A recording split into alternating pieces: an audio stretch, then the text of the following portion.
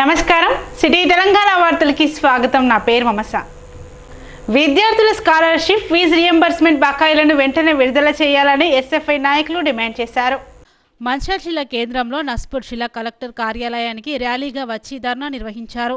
ఈ సందర్భంగా ఎస్ఎఫ్ఐ జిల్లా అధ్యక్షుడు శ్రీకాంత్ మాట్లాడుతూ 6 సంవత్సరాలు గడుస్తున్న దాదాపు 2018-2024 సంవత్సరాలకు సంబంధించిన విద్యార్థుల ఫీజు రియంబర్స్‌మెంట్ స్కాలర్‌షిప్ల కోసం చెల్లించాల్సిన 4210 కోట్లు వెంటనే ప్రభుత్వం విడుదల చేయాలని డిమాండ్ చేశారు। విద్యారంగానికి అధిక నిధులు కేటాయించకుండా విద్యను రాష్ట్ర ప్రభుత్వం పూర్తిగా నిర్వీర్యం చేస్తున్నటువంటి పరిస్థితి తెలంగాణ రాష్ట్రంలో నెలకొందన్నారు। ఎస్సీ ఎస్టీ బీసీ విద్యార్థుల అభివృద్ధి కోరే ప్రభుత్వం విద్యార్థుల జీవితాలతో చెలగాట మారటం శోచనీయమని అన్నారు। ప్రభుత్వం వెంటనే స్కాలర్‌షిప్ల బకాయిలు విడుదల చేసి విద్యార్థుల పట్ల చిత్తశుద్ధిని నిలుపుకోవాలని అన్నారు। అనంతరం జిల్లా కలెక్టర్ సంతోష్ కు వినతి పత్రం సమర్పించారు। ఈ కార్యక్రమంలో జిల్లా కార్యదర్శి తిరుపతి, నాయకులు, వివిధ కళాశాలకు చెందిన విద్యార్థులు పాల్గొన్నారు।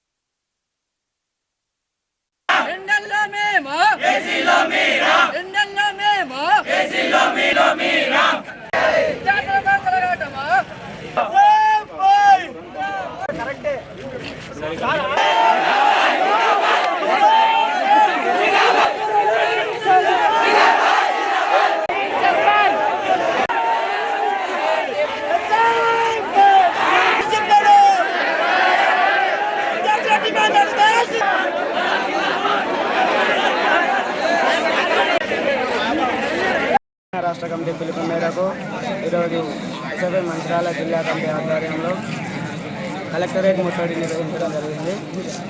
దీనికి గల ముఖ్య ఉద్దేశం ఏమిటంటే తెలంగాణ రాష్ట్రంలోని పేద విద్యార్థులకు ప్రభుత్వం ఇచ్చేటటువంటి స్కాలర్షిప్లు కానీ, ఫీజు రియంబర్స్మెంట్ కానీ, అలాగే హాస్టళ్లలోని విద్యార్థులకు మెస్, కాస్మెటిక్ ఛార్జీల పెంపుపై ఈరోజు నిర్వహించడం జరుగుతుంది। గత 6 సంవత్సరాల నుంచి ఎవరికి కూడా స్కాలర్షిప్లు రాని కారణం దయచేసి కాంగ్రెస్ ప్రభుత్వమైన స్పందించి పేద విద్యార్థుల పక్షాన నిలిచి పేద విద్యార్థులకు అవసరమైనటువంటి చదువును ఈరోజు రాష్ట్ర పిలుపు మేరకు ఎస్ఎఫ్ఐ భారత విద్యార్థి ఫెడరేషన్గా ఈరోజు మంచిర్యాల జిల్లాలో కలెక్టరేట్ ముట్టడి నిర్వహించడం జరిగింది। ఈ యొక్క కలెక్టరేట్ ముట్టడి చేయడానికి గల ముఖ్య ఉద్దేశం వచ్చేసి అనేక సంవత్సరాల నుంచి గత 4-5 సంవత్సరాల నుంచి పెండింగ్ ఉన్న స్కాలర్షిప్లు కానివ్వండి, అదేవిధంగా ఈ గత కాలం నుంచి చూసుకున్నట్టయితే 7,800 కోట్ల రూపాయలు పెండింగ్లో ఉన్నవి కనీసం కూడా విడుదల చేయనటువంటి పరిస్థితిలో ఉన్నది। కాబట్టి అంతేకాకుండా అనేకమైనటువంటి విద్యారంగ సమస్యలు ఉన్నాయి। మొన్న మన స్థానికంగా మంచిర్యాల జిల్లాలో చూసుకున్నట్లయితే ములుకాల ప్రభుత్వ కళాశాలలో కానివ్వండి, పాఠశాలలో కానివ్వండి, మధ్యాహ్న భోజనాలకు సంబంధించి బియ్యం కూడా ముద్దగట్టడం జరుగుతూ ఉంది, పురుగులు రావడం జరుగుతూ ఉంది। దీనికి సంబంధించి విద్యార్థులు అనేకంగా సమస్యలు ఇబ్బంది పడుతూ ఉన్నారు। అంతేకాకుండా ఈ యొక్క మంచిర్యాల జిల్లాలోనే లక్షర్పేట, దండపల్లి మండలాలకు సంబంధించి చూసుకున్నట్లయితే మన ప్రభుత్వ జూనియర్ కళాశాలలు ఏవైతే ఉన్నాయో అవి కూడా కనీసం శిథిలావస్థలో ఉన్నటువంటి పరిస్థితి, దాని నూతన భవనాలు నిర్మించాలని చెప్పేసి మేము ఇలాంటి డిమాండ్ చేస్తూ ఉన్నాం। అంతేకాకుండా మన ఈ యొక్క సోషల్ వెల్ఫేర్ పాఠశాలలు కానివ్వండి, హాస్టల్ సంబంధించి, మైనార్టీ హాస్టల్ సంబంధించి కూడా అనేకమైన విద్యార్థులు కూడా ఫుడ్ పాయిజన్ జరగడం జరుగుతూ ఉంది। అనేకమైన విద్యార్థులు కూడా ఫుడ్ పాయిజన్ వల్ల ప్రభుత్వ హాస్పిటల్లో చేరి అనేకమంది విద్యార్థులు ప్రాణాలు కూడా కోల్పోవడం జరుగుతూ ఉంది। కాబట్టి ఇంత నిర్లక్ష్యం ప్రభుత్వం చేస్తూ ఉంది। కాబట్టి ఇప్పటికైనా ఈ యొక్క ప్రభుత్వం ఏవైతే నిధులు ఉన్నాయో ఈ కాస్మెటిక్ ఛార్జీలు కానివ్వండి, మెస్ ఛార్జీలు కానీ విడుదల చేయాలని చెప్పేసి మేము కోరుతా ఉన్నాం। అంతేకాకుండా వెంటనే ఈ యొక్క పెండింగ్లో ఉన్న స్కాలర్షిప్లు కూడా వెంటనే విడుదల చేయాలని చెప్పేసి ఈ విధంగా డిమాండ్ చేస్తూ ఉన్నాం। చర్చి విషయంలో జరిగిన వివాదంలో విచారణ చేయకుండానే పోలీసులు అన్నదమ్ములను అరెస్టు చేసి రిమాండ్కు తరలించడాన్ని నిరసిస్తూ వారి కుటుంబ సభ్యులు దండపల్లి మండలం లింగాపూర్లో రాస్తారోకో నిర్వహించారు। మంచిర్యాల జిల్లా దండపల్లి మండలం లింగాపూర్ గ్రామంలో చర్చి వివాదంలో మొదలైన గొడవపై నంది నరేష్, సురేష్ అనే అన్నదమ్ములను ఎలాంటి విచారణ లేకుండా రిమాండ్కు తరలించారని ఆరోపిస్తూ మండల కేంద్రంలో నరేష్ కుటుంబ సభ్యులు, బంధువులు రాస్తారోకో చేపట్టారు। ఈ సందర్భంగా వారు మాట్లాడుతూ నంది నరేష్ ను మతం మార్చాలని చూసిన పాస్టర్తో జరిగిన వివాదాన్ని ఎలాంటి విచారణ చేయకుండా అక్రమ కేసుతో జైలుకు పంపడం అన్యాయం, క్రిస్టియన్లే లేని లింగాపూర్ గ్రామంలో చర్చి ఎందుకని, పాస్టర్ రావడం ఎందుకని అన్నారు। ఇరువురి మధ్య జరిగిన తోపు తోపులాటలో పాస్టర్ యొక్క బైక్ ధూమ్ పగిలితే కేవలం 2 గంటల్లో రిమాండ్కు తరలించారు. కానీ ఇదే క్రిస్టియన్ అని చెప్పుకునేవారు స్వచ్ఛమైన హిందువులపై దాడి చేస్తే మతం చర్యలు వదిలి చర్చిల పేరుతో అధికారులు కాలయాపన చేయడం ఎంతవరకు సమంజసమని సగటు హిందువు ఆలోచించాలని అన్నారు. రిజర్వేషన్ పరిరక్షణకి మంచిర్యాల జిల్లా అధ్యక్షుడు కొండ నరేష్ను ఈ దళితుల మీద క్రైస్తవులు గత 15 సంవత్సరాల నుంచి తాతల ముత్తాతల నుంచి వచ్చిన గ్రామ దేవతలను ఫస్ట్ నరికిళ్ళు. అదే మన లింగపూర్ గ్రామంలో నరికితే దానికే ఎస్ఐ వాళ్ళ మీద అరెస్ట్ చేసిండు, ఎఫ్ఐఆర్ చేసిండు. అది మనసులో పెట్టుకొని నంది నరేష్ను ప్లస్ సురేష్ను కత్తులతో దాడి చేసి పొడిచిళ్ళు, కారపొడి పోసి పొడిచిళ్ళు. పొడితే ఇప్పుడు ఉన్న ఎస్ఐ గారు ఏం చేసిండంటే వారం రోజులల్లో అరెస్ట్ చేసిండు, వారం రోజులల్లో ఎఫ్ఐఆర్ చేసిండు.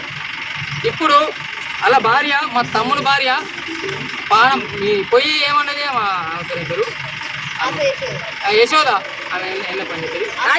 ఆశా వర్కరు, నేను మతం మారితే నాకు జాబ్ వచ్చింది, నీ భర్త కూడా కళ్ళు బిల్లు తాగుడు బంద్ చేస్తాడు, నువ్వు మతం మారు అంటే మేము మారమని ఈ మా మరదలు అనేది మా తమ్ముడికి చెప్తే మా తమ్ముడు పోయి పాస్టర్ని అడిగిన కర్మానికి అడిగిండు, నేను ఎట్లా మతం మారమంటావు, దయ్యాలు భూతాలు అని ఎందుకు అన్నావని అడిగినందుకు అలా దగ్గర డొబ్బులాట జరిగినందుకు ఇట్లా కొడితేనేమో కేసు కాలే, కేసు అయింది. మా తమ్ముడు కొట్టినందుకు దుగుంబల కొట్టినందుకు ఇటు రక్తాలు పొడిచినాయట అయ్యగారిది, ఇటు వాళ్ళ కొడుకు పొడిచినాయట. ఎఫ్ఐఆర్ సండే రోజు ఎఫ్ఐఆర్ వేసి రిమాండ్కు జైలుకు పంపించిండు. ఆ జైలుకు పంపించింది కూడా మాకు తెలియదు. మా హిందువుల దేవుడికి క్రైస్తవులు వస్తే ఇప్పటికైనా మేమందరం మేలుకున్నాం. ఈరోజు ఆ ఎంఆర్ఓ గారు వచ్చిండు, ఎస్ఐ గారు వచ్చిండు, గ్రామ సర్పంచ్ వచ్చిండు, సిఐ సార్ కూడా వచ్చిండు. ఆ పాస్టర్ వద్దు అని చెప్తే ఆ ఉన్న లేడీస్ వాళ్ళకు పోయేటోళ్ళు క్రైస్తవులు ఏమని చెప్పారంటే మాకు అదే పాస్టర్ కావాలట.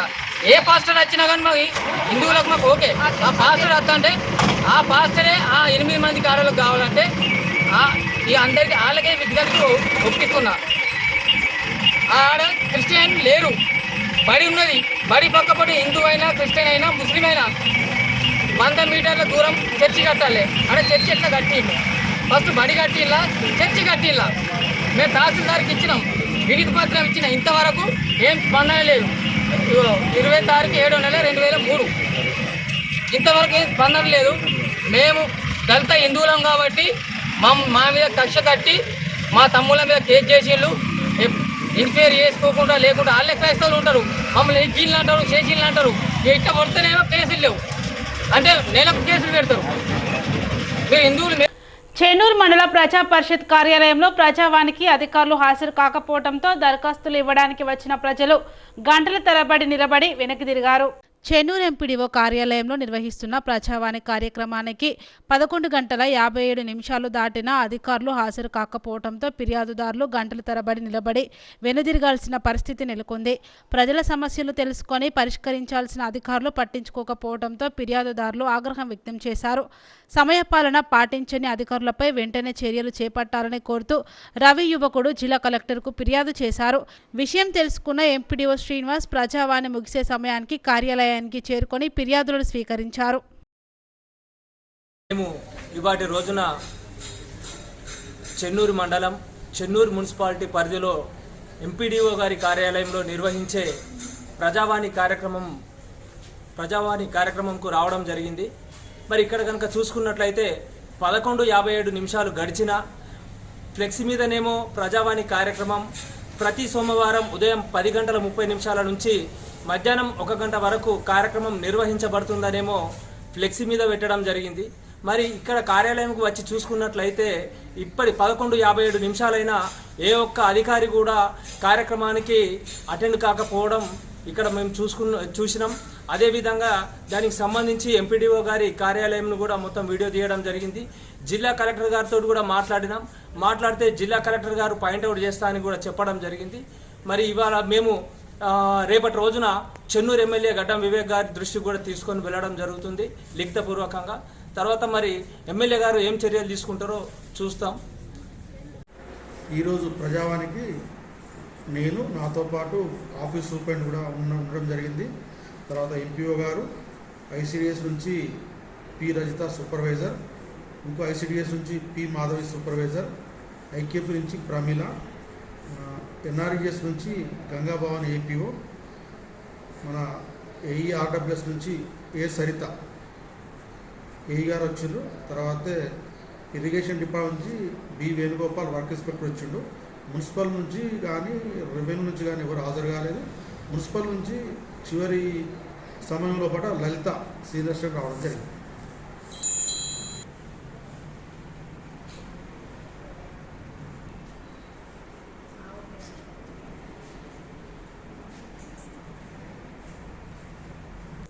మంచిర్యాల పట్టణంలో మున్నూరు కాపు సంఘం 2024 నూతన సంవత్సర క్యాలెండర్ను ఆవిష్కరించారు.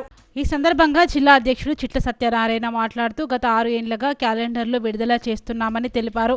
సంఘం పురోభివృద్ధి చేస్తేనే మరోవైపు నిరుపేద మున్నూరు కాపు కులస్తులను ఆదుకునే కార్యక్రమం నిర్వహిస్తున్నామని చెప్పారు. నిరుపేద వధువులకు పుస్తెలు, మట్టెలు, పట్టు వస్త్రాలు అందిస్తున్నామని తెలిపారు. అలాగే నిరుపేద విద్యార్థులకు నోట్బుక్స్, ఉపకార వేతనాలు పంపిణీ చేస్తున్నామని వివరించారు.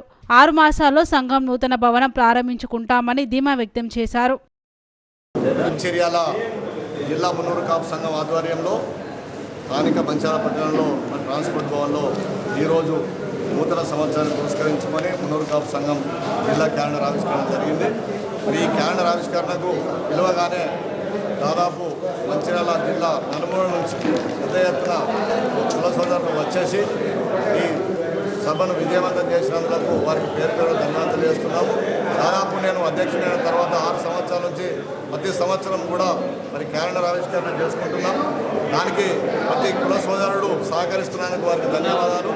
భవిష్యత్తులో పేదవారికి మనం సహాయం చేయాలంటే మన వంతు కర్తవ్యంగా మరి మారుమూలలో నివసిస్తున్నటువంటి కుల సోదరులందరికీ కూడా ఈ వేదిక ద్వారా తెలియజేస్తున్నాం.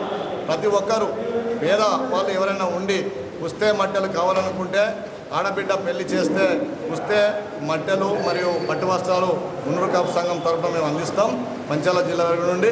అలాగే నోట్ బుక్స్ పేద విద్యార్థులకు చదువుకోవడానికి ఉచితంగా కూడా నోట్ బుక్స్ పంపిణీ చేయడం జరుగుతుంది. మెరిట్ విద్యార్థులకు ఎవరైతే మెరిట్ స్టూడెంట్స్ ఉంటారో వారికి మెరిట్ స్కాలర్షిప్లు ఇవ్వడం జరుగుతుంది. ఇవన్నీ కూడా కాచిగూడ మహాసభ ట్రస్ట్ అనుబంధంగా కార్యక్రమాలు చేపడతాం. ఎవరైనా తినడం వాళ్ళు ఉంటే తెలుసుకొని ఏ అవసరం పడ్డా మరి జిల్లా కమిటీకి సంప్రదిస్తే ఆ అవసరాన్ని తీర్చడానికి మేము ప్రయత్నం చేస్తామని చెప్పి మీకు తెలియజేయడం జరుగుతుంది. భవిష్యత్తులోనే అతి త్వరలో 5-6 నెలల లోపలనే మన భవనాన్ని కూడా పూర్తి చేసుకొని మన మంచిర్యాల నియోజకవర్గ శాసనసభ్యులు పెద్ద ప్రేమసాగరరావు గారి సహాయంతో మరి అధికంగా నిధులు తీసుకొని ఆ భవనం కూడా పూర్తి చేయడం జరుగుతుందని చెప్పి మీకు మాట ఇస్తున్నాం. అతి త్వరలో మళ్ళొక డేట్ నిర్ణయించి అందరికీ ఫోన్ చేస్తాం. పెద్ద ఎత్తున సమావేశమయ్యి ఆ సమావేశంలో తుది నిర్ణయం తీసుకున్నామని చెప్పి తెలియజేస్తూ భవిష్యత్తులో అంతా కలిసి ముందుకు పోదామని చెప్పి తెలియజేస్తూ తెలంగాణ ప్రభుత్వం బిల్డర్లను కాంట్రాక్టర్లుగా కాకుండా సంపద సృష్టికర్తలుగా చూస్తుందని డిప్యూటీ సీఎం బట్టి విక్రమార్క వ్యాఖ్యానించారు. హైటెక్స్లో జరుగుతున్న బిల్డర్స్ అసోసియేషన్ ఆఫ్ ఇండియా 31వ కన్వెన్షన్ కార్యక్రమం 2వ రోజు ముఖ్య అతిథిగా ఆయన హాజరయ్యారు. దేశ నిర్మాణ రంగంలో తెలుగు రాష్ట్రాల కాంట్రాక్టర్లు కీలక పాత్ర పోషిస్తున్నారని చెప్పారు. సంక్షేమం అమలు చేయాలంటే సంపద కావాలి. సంపద సృష్టించే వారి మనసులను గాయపరిచే ఆలోచన ఇందిరమ్మ రాజ్యంలో ఉండదు. చాలా నిర్మాణ రంగ సంస్థలు బ్యాంకు గ్యారంటీ రుణాలు తెచ్చుకొని పెట్టుబడి పెట్టిన తర్వాత సకాలంలో బిల్లులు రాకపోవడం వల్ల ఆర్థిక ఇబ్బందులను ఎదుర్కొంటున్నాయి. ఈ సమస్యను సాధ్యమైనంత వరకు కాంగ్రెస్ ప్రభుత్వం పరిష్కరిస్తుందని, దేశంలో వివిధ ప్రాంతాల నుంచి ఎంతో మంది తెలంగాణకు వచ్చి ఇక్కడ స్థిరపడి వ్యాపారాలు చేసుకుంటున్నారని అన్నారు. రాష్ట్రానికి వచ్చి సంపద సృష్టించే వారికి అవసరమైన సహాయ సహకారాలు అందిస్తామని విక్రమార్క తెలిపారు. బిల్డర్స్ అసోసియేషన్ వాళ్ళు ఒక కన్వెన్షన్ ఏర్పాటు చేస్తూ ఉన్నారు ఇక్కడ. ఆ కన్వెన్షన్కి అతిథులుగా మీరు రావాలి అని చెప్పి నన్ను అడిగినప్పుడు తప్పనిసరిగా వస్తానని చెప్పాను నేను. మరో మిత్రుడు కె లక్ష్మారెడ్డి గారు ఈరోజు ఇక్కడ ఉండాల్సి ఉన్నాయన్న, వారు ఎస్ఎన్ రెడ్డి గారు ఇద్దరు కలిసి అడిగినప్పుడు తప్పనిసరిగా వస్తానని చెప్పడం కాకుండా, though I have a serious work in my own native constituency, I skipped that and have come here to attend this program only to give an encouragement to the builders, those are wealth creators. ప్రత్యేకంగా దానికోసమే రావటం జరిగింది. SN Reddy గారు మాట్లాడుతూ we have so many problems in the both the Telugu states అని చెప్తా ఉన్నారు. నేను ఒక సందర్భంలో ఎక్కడో మాట్లాడుతూ ఈ దేశంలో ఇన్ఫ్రాస్ట్రక్చర్ సంబంధించి కానీ లేకపోతే ఇతర నిర్మాణ రంగాలకు సంబంధించి కానీ పెద్ద ఎత్తున ఎవరిదైనా కాంట్రిబ్యూషన్ ఉంది అని అంటే మా తెలుగు రాష్ట్రాల్లో నుంచి ఉన్నటువంటి కాంట్రాక్టర్సే పెద్ద ఎత్తున, even across the globe also. అంత ఎంటర్ప్రినర్షిప్తో రిస్క్ తీసుకొని ఈ దేశ సంపదను సృష్టించడానికి. సిటీ న్యూస్ ఇంతటితో సమాప్తం. తిరిగి ప్రసారం అయ్యే సిటీ న్యూస్లో మళ్ళీ కలుద్దాం. అంతవరకు సెలవు. నమస్కారం.